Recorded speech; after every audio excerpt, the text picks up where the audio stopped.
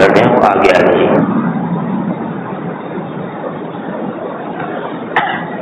نحمده ونصلی علی رسوله الکریم. میرے محترم بھائیوں، دوستوں اور بزرگوں، نبی کریم صلی اللہ علیہ وسلم نے قیامت سے پہلے بہت ساری نشانیاں بیان فرمائی ہیں، اور وہ ساری نشانیوں کا اپنے اپنے وقت پر وجود میں آنا ضروری ہے، طے شدہ ہے. بے حیائی عام ہو جائے گی، زیناکاری عام ہو جائے گی، امانت ختم ہو جائے گی، بڑوں کا ادب احترام ختم ہو جائے گا، ناپ تول میں کمی ہونے لگی، انصاف رخصت ہو جائے گا، ناانصافی عام ہو جائے گی، اولاد اپنے ماں باپ کی نافرمانیاں کرنے لگے گی، بیوی اپنے شوہر کی نافرمان ہوگی، بے حیائیاں عام ہوگی، رشوت عام ہوگی، سودی نظام عام ہوگا. بہت ساری آپ نے چھوٹی بڑی نشانیاں بیان فرمائی، اور اس میں سے کئی نشانیاں وجود میں آ چکی ہیں، اور ساری نشانیاں جو احادیث میں بتلائی گئی ہے اپنے اپنے وقت پر وہ ضرور وجود میں آئے گی، اور دنیا کے رہنے والے انسانوں کے باب میں ہے، لہذا یہی انسان یہ سارے کام کریں گے. بہت سعادت مند ہے، بہت سمجھدار ہے، بہت عقل مند ہے وہ شخص جو ان نشانیوں کو سننے کے بعد اس کا مصداق بننے سے اپنے آپ کو بچائے. اگر حدیث میں فرمایا گیا کہ زنا عام ہو جائے گا تو عقل مند آدمی وہ ہے کہ قرب قیامت میں زنا سے توبہ کرے، زنا سے بچے، ناپ تول میں کمی کرنے سے بچے، اپنے والدین کی نافرمانی کرنے سے بچے، مسجدوں کو اجاڑنے اور ویران کرنے سے بچے، بڑوں کا ادب احترام کرے، چھوٹوں پر شفقت کرے. عقل مند اور سمجھدار آدمی وہ ہے کہ جو بتلائی ہے وہ نشانی تو ہونے والی، اس میں کوئی فرق پڑنے والا نہیں ہے. بہت بڑا بدقسمت، بہت بڑا بدبخت آدمی وہ ہیں جو ان نشانیوں کا مصداق بنے. اس لیے ہر شخص کو ایسے حالات میں اپنے آپ کو بدلنے کی ضرورت ہے، اپنے آپ کو پھیرنے کی ضرورت ہے. ہم دنیا میں اس طرح زندگی گزارتے ہیں جس طریقے سے وہ آدمی زندگی گزارتا ہے جن کے خیالات میں، جن کے تصورات میں مرنے کے بعد کوئی زندگی ہی نہیں ہے. ہم مسلمان ہیں، ہمارے سامنے مرنے کے بعد کی زندگی ہے. ہر مسلمان کا عقیدہ ہے دنیا کی زندگی تھوڑی ہے، فانی ہے، آخرت کی زندگی ہمیشہ کی ہے، باقی ہے.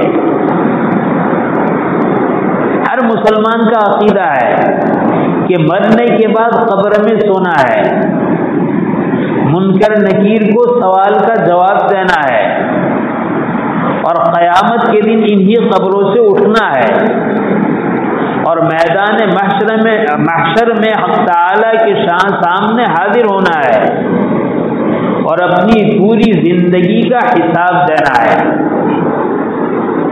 یہ ہمارے عقیدے ہیں. اعمال تو کمزور ہو ہی چکے تھے، عقیدے بھی کمزور ہو گئے.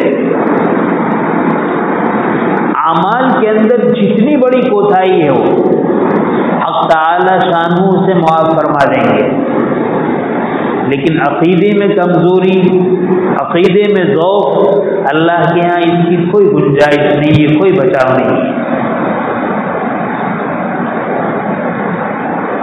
اس وقت مجھے عرض کرنا ہے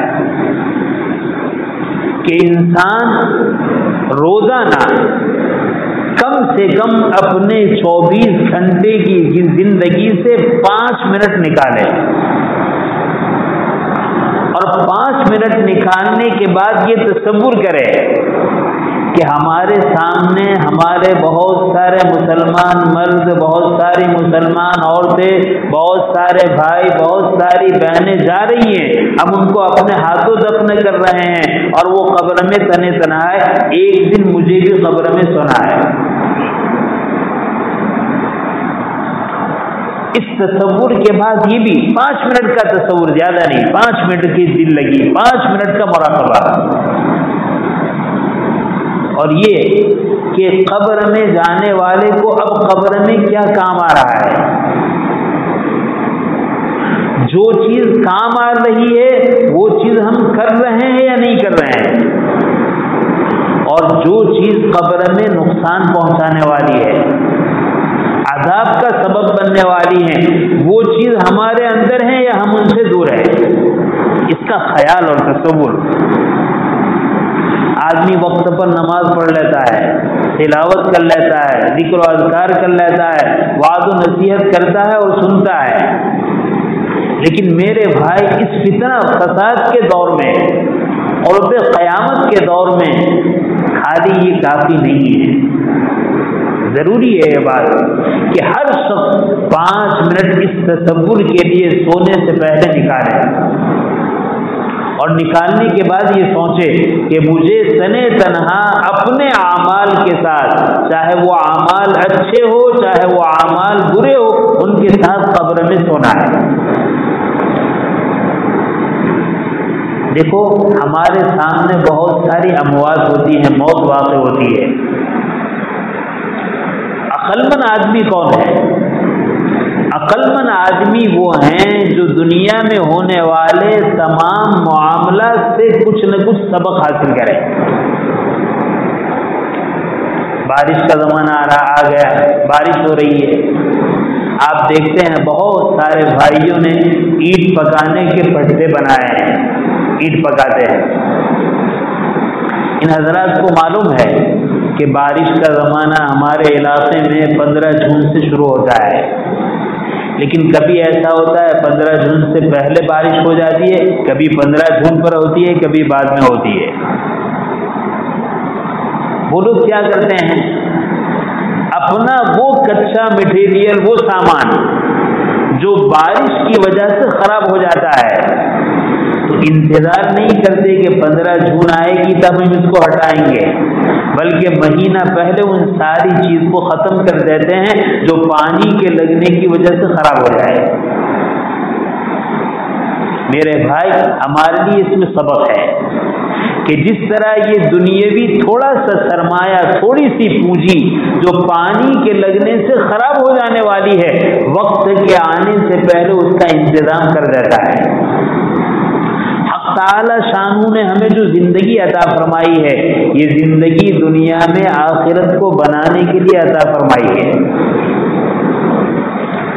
اور قیامت بے انتہا قریب ہیں، اور ہر شخص یہ جانتا ہے قیامت کی بہت ساری چھوٹی چھوٹی نشانیاں ظاہر ہو چکی ہے، اور بڑی نشانیاں قریب ہیں کہ ظاہر ہو جائے، لیکن ہماری غفلت کا حال یہ ہے کہ چند ہزار روپے کے سامان کی حفاظت تو وقت سے آنے سے پہلے کی جاتی ہے، اور اس کا وقت کی بھی معلوم ہے کہ ہمارے علاقے میں 15 جون ہے، 12 جون ہے، لیکن وہ قیامت جس کے آنے کا کسی کو قطعی علم نہیں ہے، اس کے باوجود اس کے بعد کی جو کامیاب زندگی ہے، اس کو بنانے کے سلسلے میں ہم بے انتہا غافل ہیں۔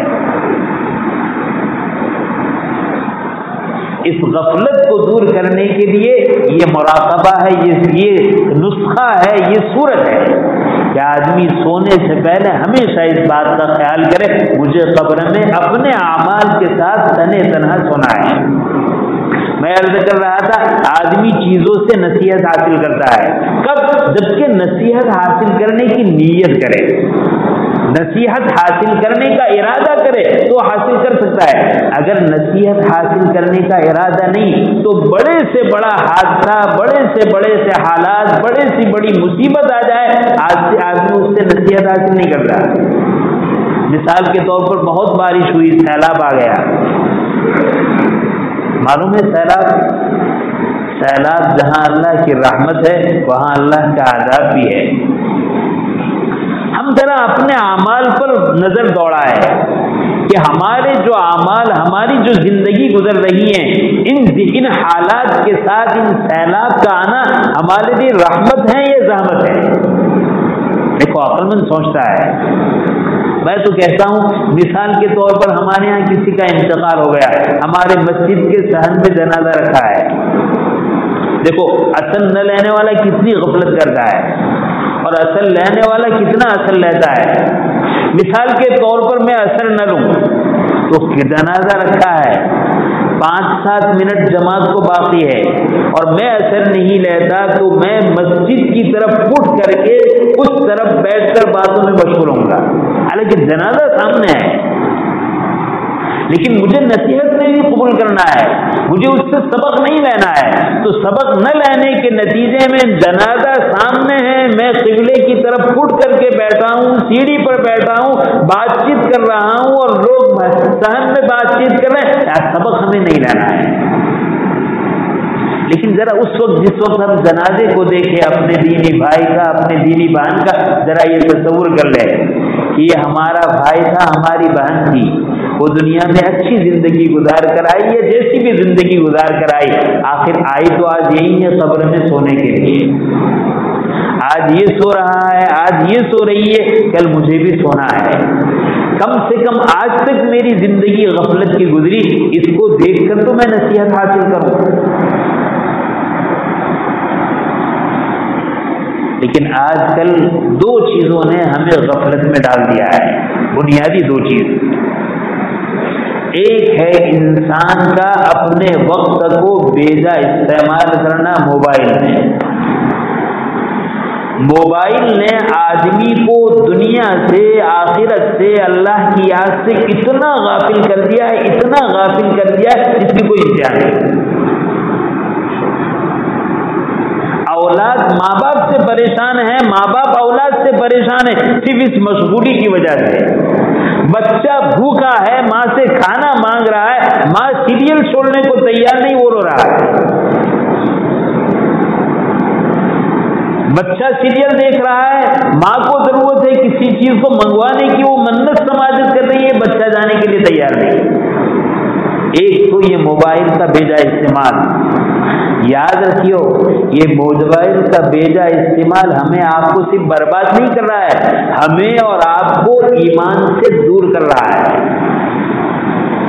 صرف برباد نہیں کر رہا ہے، ضائع نہیں کر رہا ہے، نافرمان بنا دیا، زری بنا دیا، بیکار بنا دیا، شرابی بنا دیا، کبابی بنا دیا، زانی بنا دیا، بڑے گناہوں میں مبتلا کر دیا. یہ تو سب بینیفٹ ہے ہی، لیکن سب سے بڑا نقصان ہے کہ وہ ہمیں آئے دن ایمان سے دور کر رہا ہے. اور دوسری چیز ہے آدمی کی دوڑ رزق حرام کی طرف. آج آدمی اتنا اندھا بن چکا ہے، اتنا اندھا بن چکا ہے، اس کا ایک ہی مسئلہ ہے کسی بھی طریقے سے مجھے دولت ملنی چاہیے، پیسہ ملنا چاہیے، کوئی بحث نہیں وہ حلال کا ہے یا حرام. کسی کا بھی ملے، کہیں سے بھی ملے، کیسا بھی ملنا چاہیے. اور میں کہتا ہوں یہ ہمارا جو وقت ضائع ہو رہا ہے موبائل میں، اس کی بنیاد بھی رزق حرام ہے. میرے بھائی مختصر عرض کرنا ہے، ہر شخص اپنے بارے میں یہ فکر کرے کہ ہمیں رزق حلال کمانا ہے، رزق حلال کھانا ہے، رزق حلال اپنے بچوں کو کھلانا ہے اور رزق حلال کھاتے ہوئے ایمان سے جانا ہے. اللہ تعالیٰ نے جو باتیں کہلوائی، حق تعالیٰ شان میں اس پر عمل کی توفیق عطا فرمائے. میں پھر محبت کے ساتھ اپنے بھائیوں سے عرض کروں گا کہ جب جمعہ کا خطبہ ہو جاتا ہے اور نماز ہوتی ہے تو ہماری مسجد، ہمارا صحن، ہمارا برآمدہ بھر جاتا ہے. کم سے کم ہمارا جماعت خانہ اور برآمدہ بھر جاتا ہے. ابھی ہم دیکھتے ہیں کہ یہ خالی ہے. دیکھو میرے عزیز بھائیوں، یہ جمعہ اللہ کی بہت بڑی نعمت ہے، جمعہ کی نماز، جمعہ کا دن اللہ کی بہت بڑی نعمت ہے۔ لیکن ہر دور میں دو قسم کے لوگ گزرے ہیں، جمعہ کی قدر کرنے والے بھی، جمعہ کی ناقدری کرنے والے بھی۔ خوش نصیب وہ ہیں جو جمعہ کی قدر کرنے والے بن جائے، اور بڑے محروم القسمت ہیں جو جمعہ کی ناقدری کرنے والے بنے۔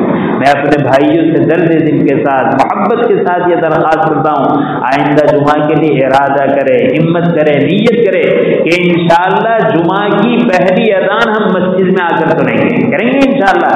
اللہ تعالیٰ شان میں عمل کی توفیق نصیب فرمائے، سنتیں پڑھ لے، نماز کے بعد کی سنتوں کا بھی اہتمام کرے۔ آمین۔ وآخر دعوانا الحمدللہ۔